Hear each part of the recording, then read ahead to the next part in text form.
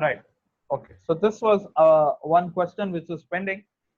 Let's say that if the pressure is P, length is L, and momentum is J, then if these are taken as fundamental quantities, then find the dimensions of energy. Find the dimensions of energy. For example, so what is it basically telling is that if the pressure is P, let's say pressure is given by P.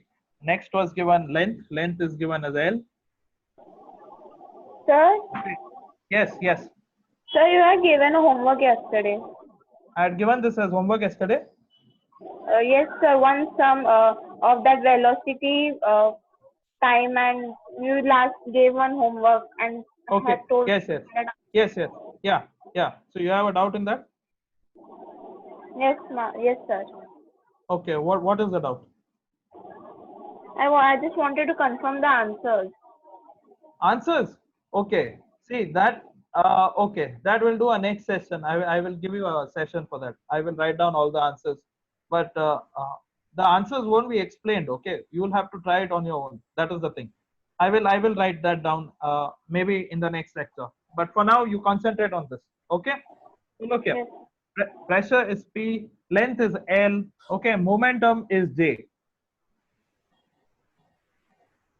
Momentum is J, right? So what they are asking is find the dimensional analysis of energy. This is the type of questions which comes to them.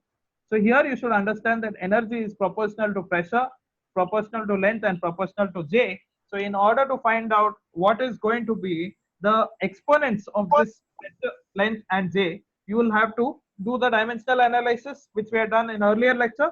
Please try that out. So if you already know the answer, then it's okay. You can send a message on the text. But for those who don't know, listen to me. So energy is directly proportional, right, to its dimensional and analytics, that is P raised to A, length raised to B, okay, and momentum which we are calling J is raised to C. Okay. Now we know that the energy, okay, which we have done earlier, I won't repeat this again. Dimensions for energy is M L raised to 2 and T raised to minus 2. You can get these dimensions from a simple formula, E is equal to mc square. Okay, kg meter per second square. Okay. Now, if we know the dimensions of energy, it is okay. But now find out the dimension of pressure. What is pressure? Pressure can be defined as force per unit area. Force per unit area. So now what is force? अरे kg meter per ml second square. Kg meter per second T square. minus So it is going to be ml minus 1 t minus 2. yes, correct. Okay, ml raised to 1, t raised ml raised to minus 1 and t raised to minus 2. This is going to be the dimension of pressure. Okay. Now, second thing, what we have to find out, dimension of length is L only, and dimension of momentum, students, will be velocity into mass. Yes, mass into velocity. So what is it? You all can calculate for momentum. It is going to be mass into velocity. So it is going to be m raised to 1 L t raised to minus 1. Okay. So now we got all the dimensions. That is pressure we got, length we already know, momentum also we got. Let's equate all of them. So that is going to be equal to m raised to 1, L raised to minus 1, t raised to minus 2, whole raised to A. Second thing was just L raised to B, length. Momentum is going to be m1 L1 t raised to minus 1. This entire thing is raised to C. Okay. Now, if we know this, just separate the mass, length, and time on the right hand side. So you're going to get m raised to A. And is there any other thing? Plus C, you're going to get C. L raised to minus minus A. A And what else is there? Plus B is there. plus B. Yes or no? And Yes. anything else is there? Plus C is also there. Plus C is also there. And T raised to what is going to be there? T raised to minus 2A two. and minus C. minus 2a minus c.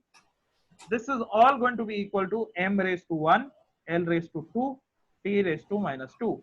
So you're going to get from this mass and mass, if we see, exponents are going to be a plus c equals to 1, right? Second equation is minus a plus b plus c. So you're going to get minus a plus b plus c equals to the exponent of length, that is 2. Third equation is going to be minus 2a minus c equals to minus 2. So we got these three equations, yes or no? Find out what is a, b and c using these three equations, students. What are the equations? What are the values you will get? Try to find out. A is 1, B is Okay. 3, C is 0. Okay. Okay. So if you find out, okay, if you just substitute using these equations, substitute in each other, you're going to get a is equal to 1. Okay, b is equal to what you're getting? B is equal to, I think b is equal to 3. And c will be equal to 0. A is 1, b is equal to 3, c is equal to 0. Do you want me to show you how I got that? Yes, See, sir. a plus c equals to what? A plus c equals to 1. So what? A is equal to minus 1 minus c. Yes or no? A is equal to 1 minus c. Substitute that here. Substitute it in here. So minus 2, instead of a, I will write 1 minus c. Minus c equal to minus 2. Solve this, what you'll get? Minus 2 plus 2c minus c equals to minus 2. Yes or no? What you'll get here? C is what? 2c minus c is c.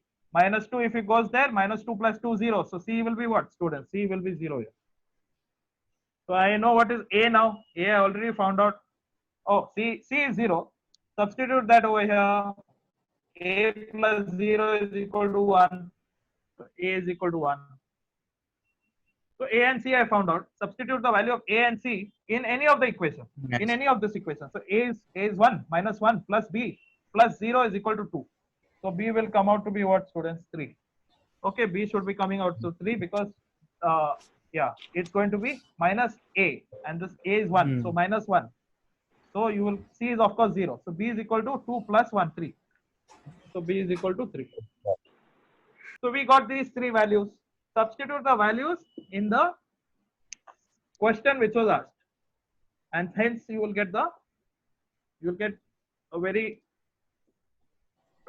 solid expression that energy is equal to, okay, it was what we had taken, p times a, p raised to a, l raised to b, and j raised to c, isn't it? Proportional. So it's going to be p raised to a was what? A was 1. L was what? L raised to 0. L raised to 3. Yes. And j raised to 0. So energy is proportional to these terms. Okay. Energy is proportional to these terms. So if this is clear, let's go to the next concept, students. The next concept is about significant figures. Now, what basically is significant figures? Okay, that's what we're going to learn today. Please pay please pay attention. Okay, so significant figures.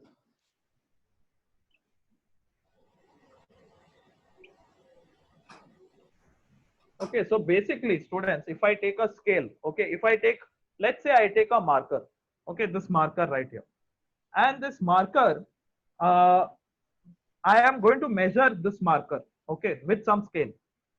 But what happens is, the scale is going to give me a measurement in centimeters. But if I want to find out, let's say that by measuring the scale, by measuring this marker with the help of a normal scale, I get my value, length, to be some, let's say it is going to be 6.31. This is in terms of centimeters. But students, if the same marker was measured by a very, very accurate, very precise scale, something that can give me a very good precision, let's say a vernier, not vernier caliber, let's say some instrument is there which can tell me the true value of this marker, the exact value. Okay, in this world, students, you need to understand something, that you can never find out the exact measurement of any object. okay, the exact measurement of any object, because, okay, let's say that its real value, true value which a person can never find out for this marker must be some value like this: 6.34567812345 and so forth and so on. How come I'm getting such a big number?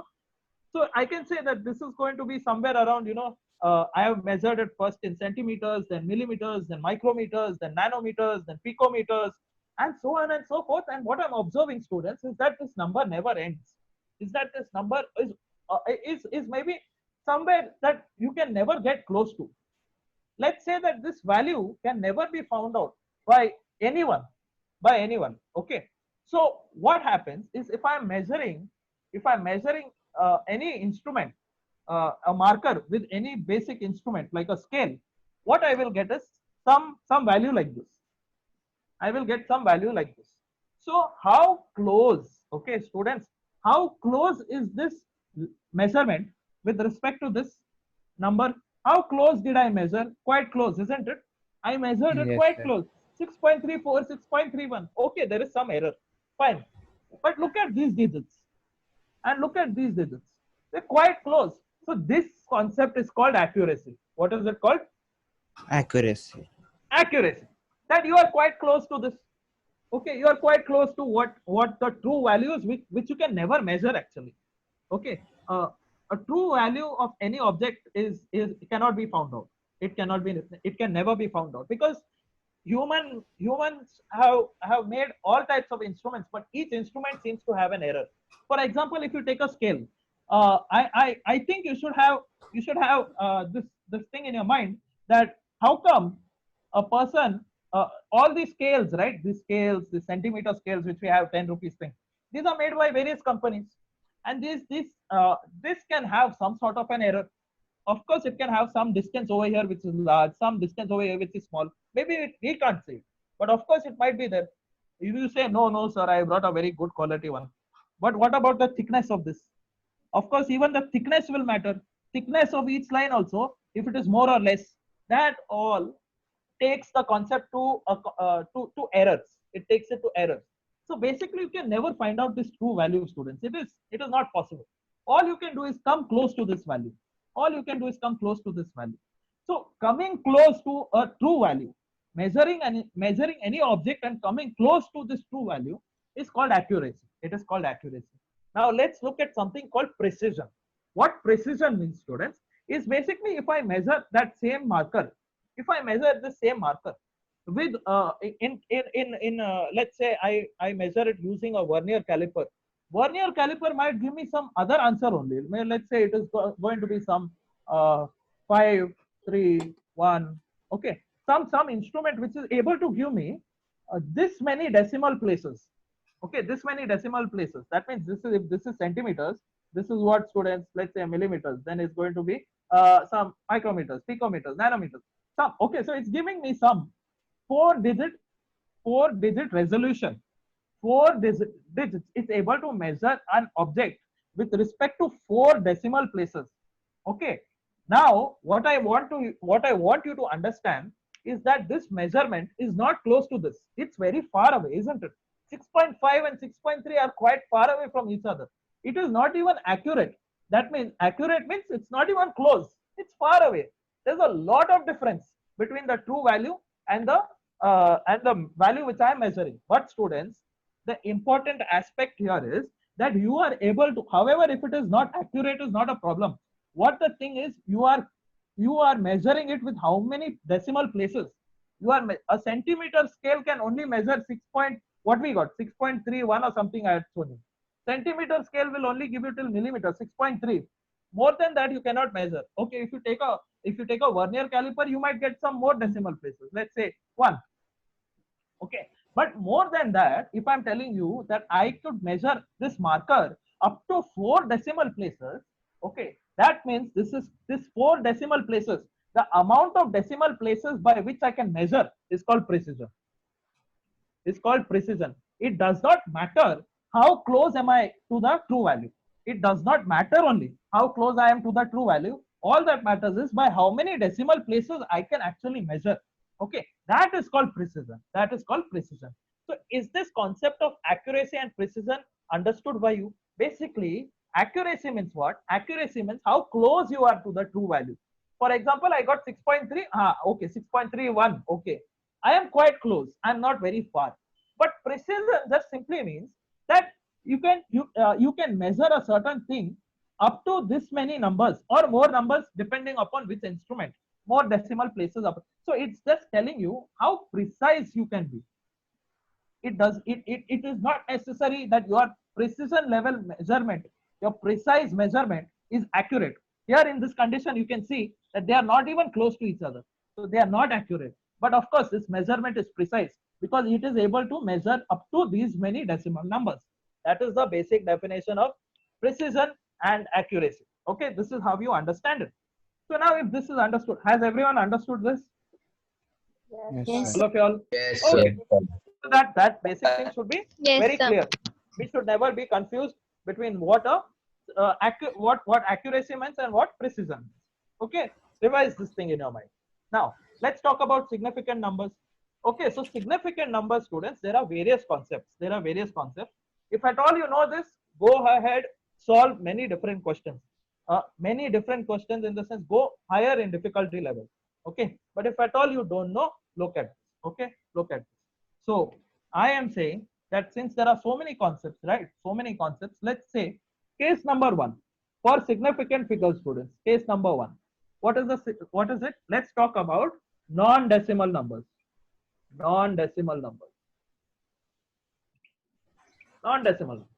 So basically numbers without a decimal. Let's say that there is some number like this 000 4531 0000000 and so on. 00. Let's not do so on.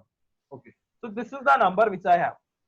So now if you have to find out what is the significant number in this, students, listen to me. The significant number in this case of non-decimal. Please pay attention to this word called non-decimal.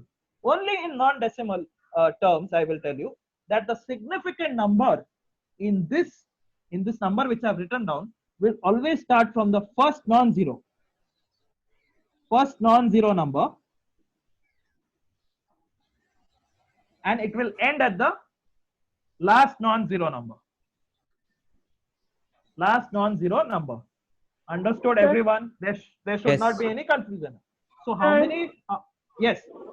Sir, there's no decimal after 2. So why would we don't consider the zeros after 2? Yeah, see, the reason is because listen to me. The reason is because we don't know whether it is rounded off to the next number or whether it is a multiple of 100,000 or 100,000. We don't know that. So if it is, if this itself is not clear, whether it is going to be rounded off to the next number or it's a multiple of 100,000 or whatever, that is the reason we take the last significant number, last significant to be a non-zero number.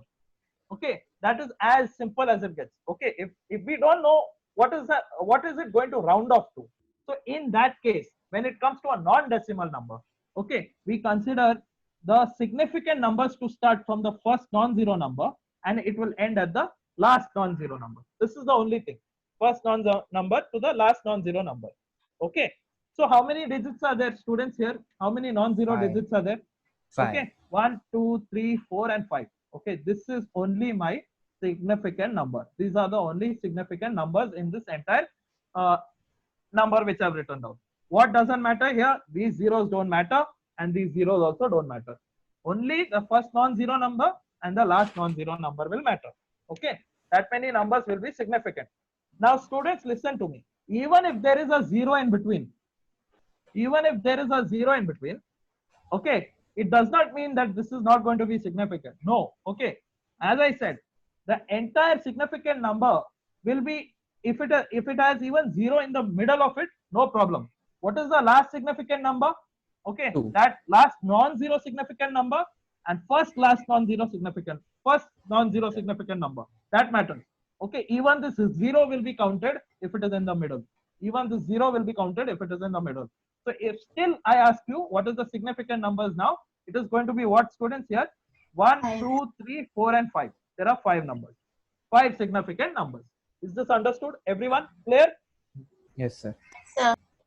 Now we'll Yes, go sir. to the now we'll go to the second concept. What will be second concept, students? It will be a decimal number. It will be a decimal number. So let's talk about decimal number. See, these are all some small tricks. There are many rules to this. Okay, there are many rules to this. There's someone who's written a chat. Let me see. What is it? Yeah. So what is the name of this chapter? This is your units and dimensions only.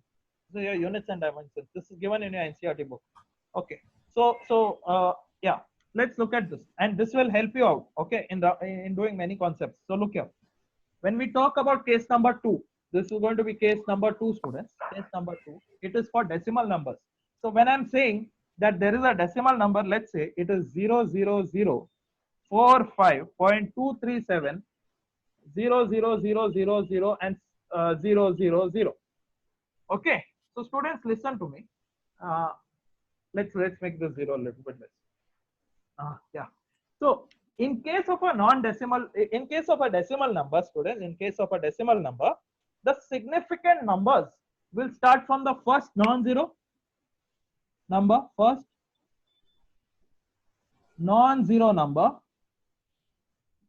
and they will never end. They will never, till the number doesn't end, the significant numbers won't end. So this entire thing becomes my significant number. 1, 2, 3, 4, 5, 6, 7, 8, 9, and 10. So here significant number SF will be 10 digits. 10 digits. Is that clear? Is that clear, students? So in case of a decimal number, the first non-zero number matters. The first non-zero number matters.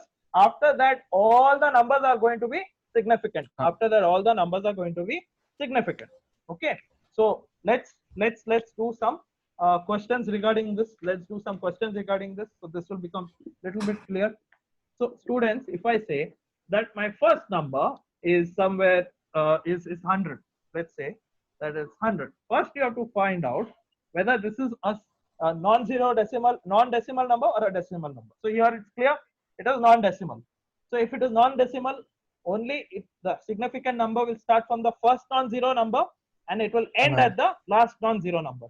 So here 1 is basically the first non-zero number. Okay, first non-zero number, but it's also the last non-zero number. Okay, so in this case, students, significant number is how much? 1. 1. Significant number is 1. Let's take another example. Sir, Yeah. Sir, but 100 is a pure number, so it should have infinite significant figures. 100 is what? 100 is a pure number, like whole Pure number. No. That is not the case. I'm not talking about all that here. I'm just telling you that this is a non-decimal number, isn't it? It's a non-decimal number. So the significant number in this is starting from the first non-zero number and it ends at the last non-zero number. The first and the last over here is 1 only. There's only one number here. So the significant number here is 1. The significant number here is 1. Okay. Let's look at another example. Okay, let's talk about a decimal number now. If I have to talk about a decimal number, let's say that it is 00100 dot. So this is a decimal here. So I had told you that when it comes to a decimal number, okay, what happens? The first non-zero number here is 1. And the significant number will not end till the number ends only. So it is how many significant numbers here? SF will be 1, 2, and 3. 3. It will be 3. Okay. So this is important for you. Okay. This is important to understand. In a decimal number, the significant numbers will start from the first non-zero number and they will not end till the number ends. Okay. Whether it is 0 or all doesn't matter. But in a non-decimal number, what matters is the first non-zero number and the last non-zero number. Let's do another example here. Let's say I have another number 100.0. So in this, tell me how many significant numbers are there? 4. First 4. non-zero number is 1. and till the end of the decimal number. 1, 2, 3, and 4. It's going to be 4.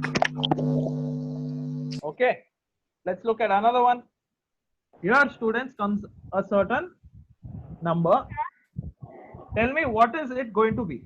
What is the significant number here going to be? Will it be 4 or 1? 4. Okay, someone is telling 1, someone is telling 4. Okay, listen to me. Students, this is the only exception. There is an exception here. What is the exception?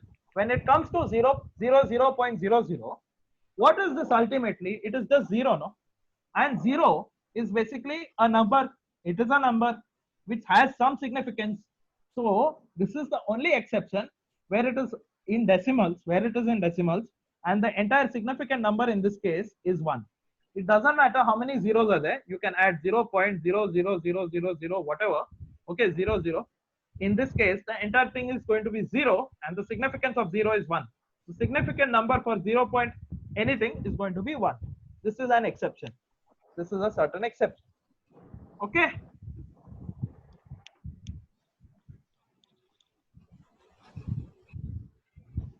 Now, next thing. Let's say that I'm talking about calculation. Okay, this concept, we'll apply this in our addition and subtraction right now.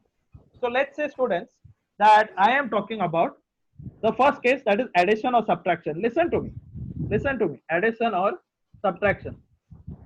So when it comes to addition and subtraction, students, always remember that whatever number is given to you, whether it is a non-decimal number or decimal number, first you add it or subtract it normally. First add or subtract normally.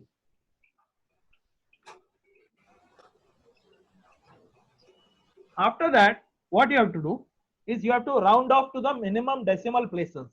Okay, round off to minimum decimal places. So what exactly it means, I will tell you. These two are important points. Okay, first add or subtract normally, then after that comes rounding off to minimum decimal places. Let's see what I mean. Let's see what we mean. So if I tell you that there are these numbers, okay, right? There are these numbers. Let's say 1 plus 1.1 plus, let's say, 2.900, let's say minus 3, okay, plus 0.37. So first you compute this normally. How much is it going to be? Tell me, compute normally. You can see here that 2, 3, 4, 4, and this is 9 plus 1, 10. So there is 0.1, 5. 5 minus 3, 2. 2 plus 0.37. 0.37. So I will write 2.37. But now, students, comes the important part. What comes the important part? The second thing is to round it off to the minimum decimal place. So look here, students, in this number which I have given you, all these numbers, okay, look the decimal places. Now comes the concept of decimal places. How many decimal places you can see here? How many decimals are there? 0 decimal. 0. How many decimal places are there here? 1. 1 decimal. 1. How many decimal places here? 3. 3 decimal. How many decimal places here? 0. 0. How many over here? 2. Decimal places. How many decimal places in the answer? 2 Two. decimal places. So now what is the second point I said? We have to round this off. We have to round this number to the minimum decimal places in the question. So which is the minimum one over here? Which is the minimum one over here? 0. 0. I have to round this 2 decimal places to 0 decimal places. I have to round it to 0 decimal places. So of course you can see here, no, that it's 0.3. It is 0.3. So what will be my answer here? If I round it off to 0 decimal places, it will be 2, na? 2. It will be 2. If it was 5 or something, I could have taken 3. If it is 5 or above 5, students, if it is 5 or above 5, we will round it off to 3. If it is less than 5, then we will round it off to the previous number only, that is 2. Okay? Okay. So here how many decimal places, students? 0 decimal places. So am I successful in doing the rounding off to 0 decimal places? Yes. Let's look at another example. This time you all do it. Okay, let's say that this is a number like this. It is 4 plus 16. So first compute normally. 4 plus 16 is going to be equal to 20. Okay, no problem. How many decimal places does this have? 0 decimal. 0. How many decimal places here? 0 0. decimal. How many decimal places here? 0. 0 decimal. 0. So I can write that my answer is 20 only. My answer is 20 only. I don't need to round it off. Okay, it's the same. All are 0 decimal places. So let's look at another one. Let's say there is this number 4.2 plus 6.18. So do it now. Do it yourself. 10.38. Okay. So look here. How many decimal places? 1 decimal place. Oh, first compute normally, isn't it? First compute normally. So how much is that? 10.38. 10.38. Now look here, students. There is 1 decimal place over here. Second over here, there is how many decimal places? 2 decimal places. 2. And how many decimal places here? 2 decimal places. So I have to round my answer to the minimum decimal place, that is 1 decimal place. Isn't it? 10.4. So someone is telling 10.4. Okay. Correct. Very good. Ah, 10 Look point. here. 10.38. I have to round off to how many places? 1 decimal place. So since this units place, students, is above 8, this becomes 4, isn't it? So it will become Yes, sir. 10.4. 4. 10.4. So this is my answer. Has everyone understood this simple concept? Yes, Okay. sir. Yes, sir. Now comes the next concept called multiplication and division. The small concept called multiplication and division.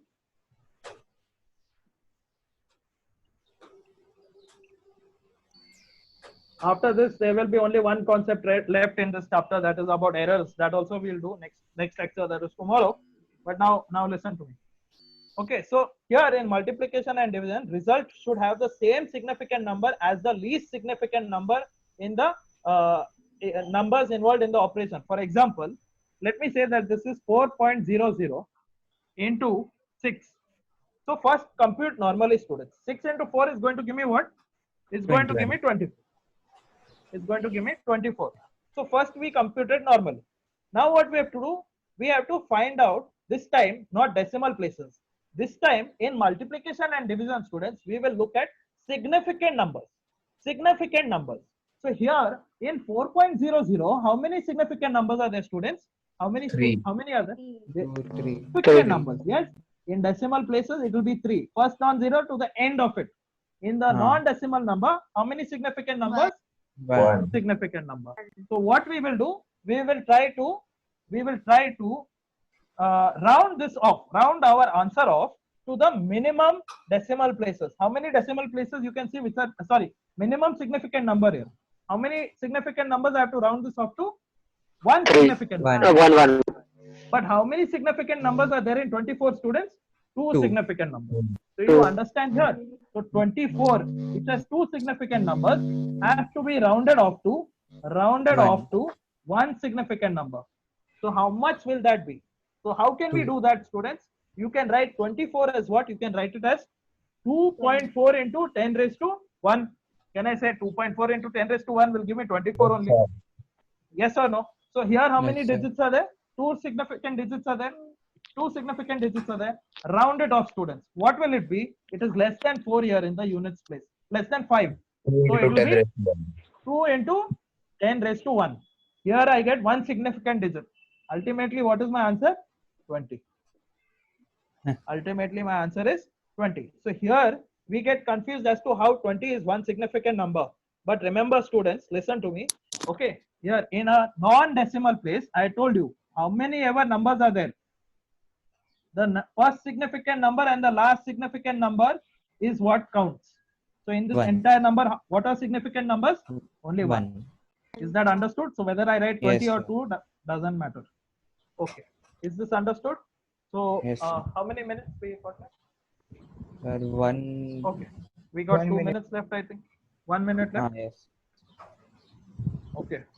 So let's do another. Okay, let's do one thing. We will continue our lecture in the next. We'll continue this session in the next lecture. hope you all have understood some things out of it. Next we will do is Errors. errors. Yes, we will do errors. Well, Yes, someone is division is asking- also that, na? Yes, we'll be doing that in the next lecture. Don't worry. Okay. Don't worry. I won't skip anything. Okay. Bye bye. Bye, students. Bye. Bye bye, sir.